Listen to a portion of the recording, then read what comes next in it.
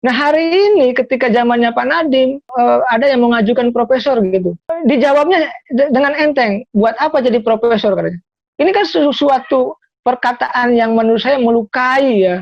Kalau menteri kinerjanya buruk, masa iya dipertahankan? Kan lucu. Masa iya banyak yang komplain, dunia pendidikan juga banyak yang marah, gitu. Lalu dipertahankan gitu loh. Ya lalu apa fungsinya bernegara?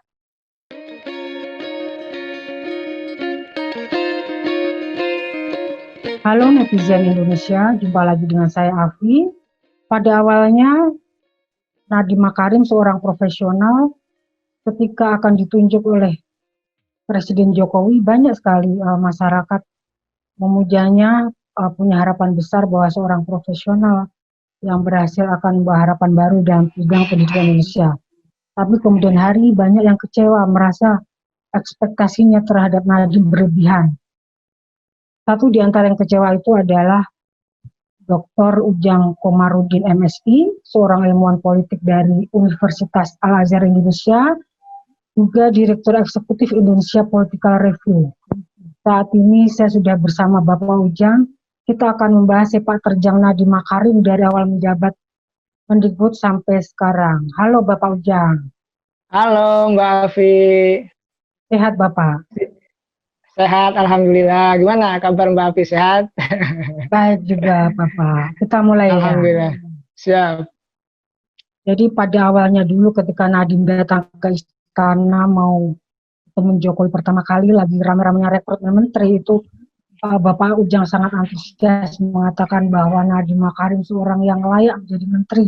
Tapi belakangan Pak Ujang kata sangat keras, bahkan meminta Presiden Jokowi meresapel Nadiem. Kenapa Pak? Ada apa?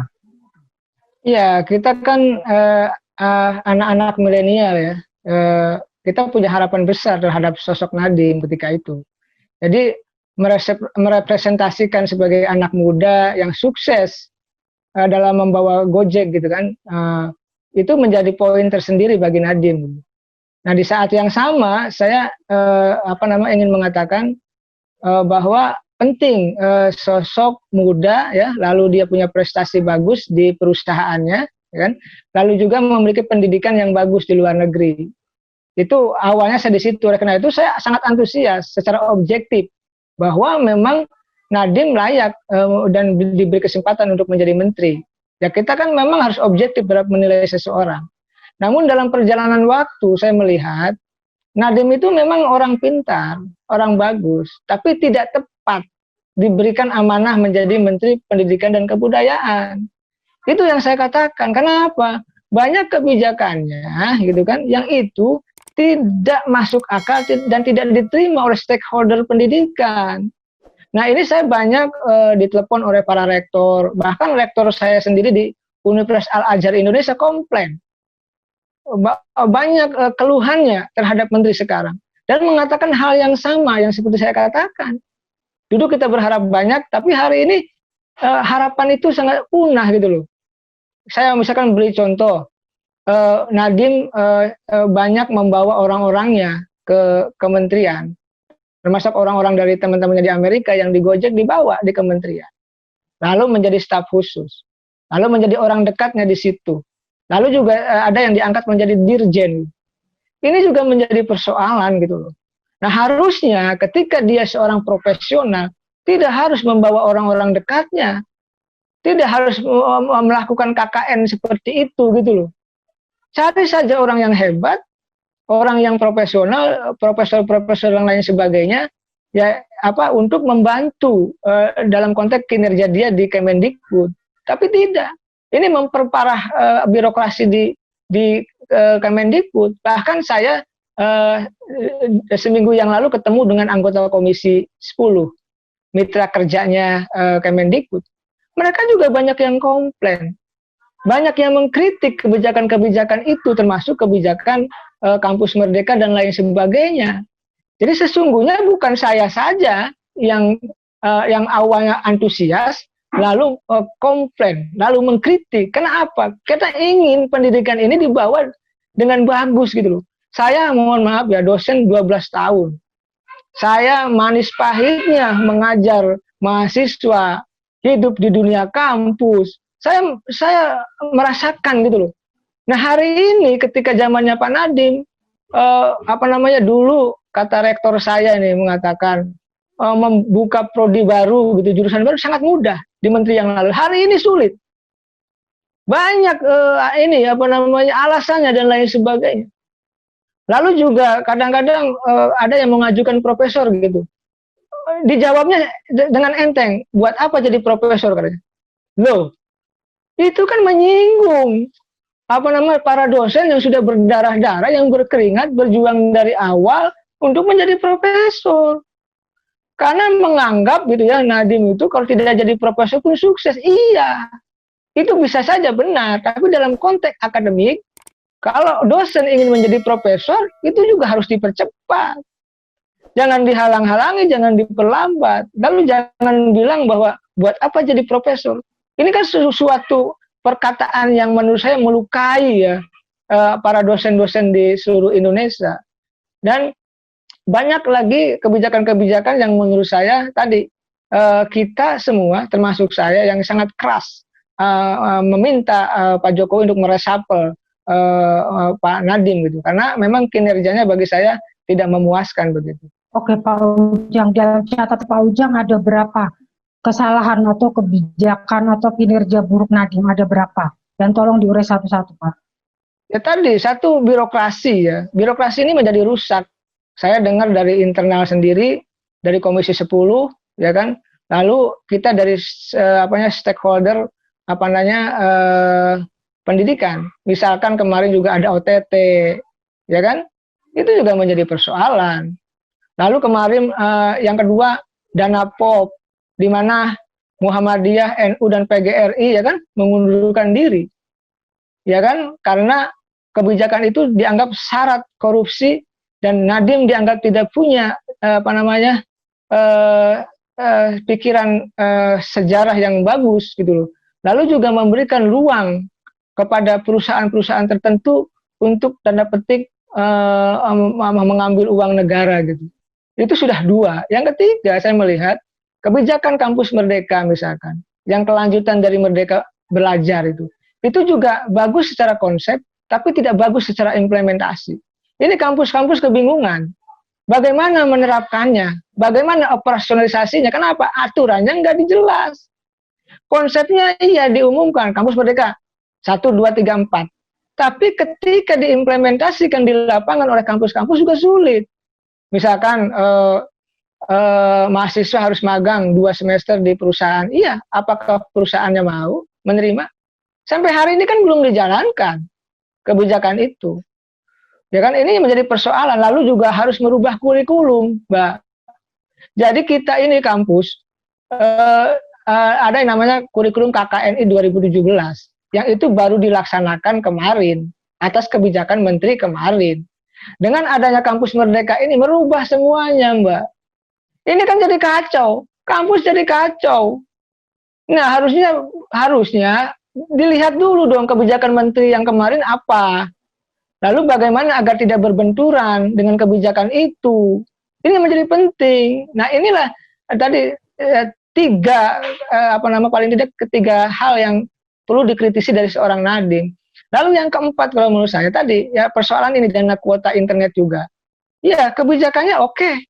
Itu pun setelah kita kritik habis-habisan bahwa siswa banyak yang nangis, banyak yang tidak bisa belajar karena tidak punya kuota internet, baru sekarang disediakan. Ketika disediakan, operasionalisasinya sistemnya belum ada juga, belum jelas juga. Ini kan membuat mohon maaf rakyat kita sebagai stakeholder pendidikan menjadi greget gitu loh. Lalu yang kelima kalau menurut saya yang paling penting itu birokrasi ya, yang awal tadi janganlah dirusak. Misalkan Nadiem ketika ketemu Komisi 10 gitu loh. Lalu tidak pernah membawa birokrasinya. Dia membawa orang-orang dekatnya saja, orang-orang pilihannya. Ini kan menjadi problem. Jadi eselon 1, eselon 2-nya tidak dilibatkan dalam kebijakan-kebijakan Nadiem itu gitu loh. Ini yang menjadi lalu yang lain adalah persoalannya Seperti misalkan saya dapat kabar dari teman-teman media juga bahwa ini mudah-mudahan tidak benar ya. Kalau benar ini bahaya. Katanya anggaran-anggaran itu akan dikuasai oleh orang-orangnya Nadiem. Itu juga akan bahaya. Jadi kalau anggaran-anggaran kementerian itu dikuasai oleh orang-orangnya Nadiem, nah ini kan menjadi persoalan. Emang kementerian miliknya dia? Emang kementerian miliknya teman-temannya gitu loh. Nah ini kenapa saya dengan keras mengawasi setiap tingkah laku gitu ya Pak Nadiem. Karena pendidikan itu menjadi penting. Kalau kita tidak benahi pendidikannya, kacau ini. Kalau siswanya, mahasiswanya gitu ya, dosennya tidak kualitasnya tidak diperbaiki, kapan Indonesia akan memiliki peradaban yang bagus? Tidak ada bangsa dan negara di dunia ini yang maju karena pendidikannya jelek gitu. Semua negara maju pendidikannya bagus. Nah, kalau pengelolaannya dilakukan seperti saat ini gitu loh, diumumkan operasionalisasinya nggak jelas, sistemnya nggak jelas, ini yang membuat kita mabuk. Misalkan juga kepangkatan dosen, Mbak. Kan dosen itu ada 4 kepangkatan, Mbak Afi. Ada asisten ahli, ada lektor kepala, ada guru besar atau profesor. Nah, dalam kenaikan kepangkatan juga ini ada yang dipersulit. Ada yang ingin jadi profesor sampai 2 tahun gitu. Ya walaupun Nadiem sekarang belum menjabat setahun, tapi sebelumnya sampai sekarang juga masih ada yang belum di ACC gitu loh. Lalu ingin lektor kepala aja lama sampai setahun gitu loh. Lalu apa kerjanya kan gitu. Ini penting. Harusnya dalam waktu sebulan 2 bulan itu harus beres, harus tuntas. Yang namanya kepangkatan dosen itu. Hari ini banyak dosen yang mengeluh karena kepangkatannya belum di ACC dan lain sebagainya. Ini menjadi kritikan kita bersama. Jadi kalau Pak Nadiem ya tidak mau banyak belajar gitu dalam konteks memperbaiki pendidikan Indonesia, saya punya keyakinan bahwa semakin banyak stakeholder pendidikan yang akan mengkritik kebijakan-kebijakannya gitu. Kita sih objektif saja. Ketika kebijakannya baik, kita angkat topik. Tapi ketika kebijakannya merusak, dan itu bisa merusak pendidikan, dan bisa merusak siswa, mahasiswa, dan dosen, ya kita orang yang pertama akan mengkritik itu, Mbak Afi. Iya, Nadiem Makarim dipilih Presiden Jokowi, artinya Presiden Jokowi percaya sama Nadiem. Di antara tadi kebijakan-kebijakan buruk, kebijakan bagusnya dari Nadiem apa, Pak? Ya saya rasa dia orang yang terbuka ya. Dia karena gaya pendidikan Amerika gitu kan, dia lebih cenderung terbuka. Cuma memang begini, pengalaman itu menentukan, Mbak. Pengalaman birokrasi, pengalaman politik itu penting. Jadi yang dimiliki oleh Nadiem ini kan pengalaman bisnis, pengalaman usaha. Jadi harus banyak belajar juga pengalaman birokrasi dan pengalaman politik atau pengalaman pemerintahan gitu kan. Sehingga kombinasi antara dia sebagai pengusaha lalu juga sebagai politisi itu akan menggabungkan sebuah kekuatan yang yang bagus untuk memimpin lembaga yang dia pimpin, Kemendikbud. Saya melihat dia cukup terbuka ya, dan kebijakan yang menurut saya harus diakui tadi saya konsepnya iya Mbak, tadi konsep umumnya diakui, tapi operasionalisasinya itu nggak bagus. Misalkan kampus Merdeka bagus, tapi operasionalisasinya nggak bagus. Dana 9 triliun bagus, tapi sistemnya juga belum ada gitu loh. Itu yang membuat kita gregetan, tidak tuntas dia buat kebijakan begitu Bang. Oke. Kemarin terakhir Presiden Jokowi mengatakan tidak akan ada reshuffle. Artinya dalam waktu 3-4 tahun ke depan kita harus dengan Nadiem Makarim Kementerian Pendidikan ini. Bagaimana Pak? Ini kan para guru besar banyak yang komplain, termasuk Azum Haji Azra dan dosen-dosen yang lain, para profesor banyak yang mengeluh gitu loh. Nah ini juga harus didengar oleh Presiden gitu loh. Kan saya katakan Nadiem itu orang yang pintar, orang yang cerdas, dia sukses dalam bidangnya gitu. Tapi dalam konteks pendidikan dia tidak sukses. Gitu. Bagaimana dana POP aja Muhammadiyah, NU dan PGRI saja mengundurkan diri gitu. Ini kan ada masalah, ada persoalan gitu loh. Yang di situ tidak mengerti gitu loh. Ini kan menjadi penting. Jadi kalau kita misalkan 4 tahun ke depan gitu ya dengan Nadiem ya kita harus siap-siap kecewa. Tapi kalau menurut saya sangat sayang kalau presiden tidak melakukan reshuffle. Kan begini, reshuffle itu ada dua indikator. Pertama, persoalan politik, yang kedua persoalan kinerja. Oke lah, secara politik bisa dimainkan. Ada yang di reshuffle, ada yang tidak. Tapi secara kinerja, kalau menteri kinerjanya buruk, siapapun menterinya gitu loh, masa iya dipertahankan? Kan lucu. Masa iya banyak yang komplain, dunia pendidikan juga banyak yang marah, gitu. Rektor-rektor pada kecewa, dosen-dosen juga pada kecewa gitu loh. Lalu dipertahankan gitu loh. Ya lalu apa fungsinya bernegara? Ya, kalau berprestasi ya kita pertahankan. Nah, oleh karena itu Pak Nadiem ya mesti menjadi menteri yang berprestasi. Kalau catatannya masih merah gitu ya, ya tentu ya harus diresapel. Itu tidak ada pilihan lain. Jadi kalau misalkan 4 tahun masih bersama Pak Nadiem, ya siap-siap aja. Stakeholder pendidikan ya, semua ya dari semua kalangan itu harus siap-siap kecewa selama 4 tahun itu pula begitu, Mbak Afi. Mengenai dana POP tadi, Pak Nadiem bukannya udah minta maaf sama NU dan Muhammadiyah, itu ujungnya gimana, Pak? Ya saya sih ingin mengatakan ya untuk memberikan pelajaran kepada Nadiem gitu. Ya memaafkan harus, tetapi dalam konteks NU Muhammadiyah dan apa namanya PGRI bergabung lagi dengan program tersebut jangan kalau menurut saya. Itu sudah cacat secara apa namanya kebijakan dan prosedural. Jadi ini yang harus menjadi perhatian. Jadi kalau misalkan Ormas NU, Muhammadiyah dan PGRI kembali mengikuti program apa namanya POP, itu ada artinya melegitimasi apa yang dilakukan oleh Nadiem. Jadi kalau salah ya salah, biarkan kesalahan itu kita evaluasi, sudah meminta maaf kita maafkan, tapi kebijakannya jangan biarkan korup. Jangan kebijakannya dibiarkan memihak kepada perusahaan dan golongan tertentu. Nah ini menjadi catatan kita bersama. Ya, memang masyarakat kita mudah memaafkan, tapi jangan sampai kita terbuai dengan proses meminta maaf itu. Gitu. Itu menjadi penting. Oh, baik, untuk sebagai pernyataan terakhir, bahwa Presiden tadi saya sudah bilang tidak ada reshuffle, tapi itu bisa saja berubah di tengah jalan nanti. Tapi seandainya kita masih bersama Nadiem, masukan untuk Nadiem supaya diterima semua kalangan akademis apa Pak sebagai pernyataan penutup?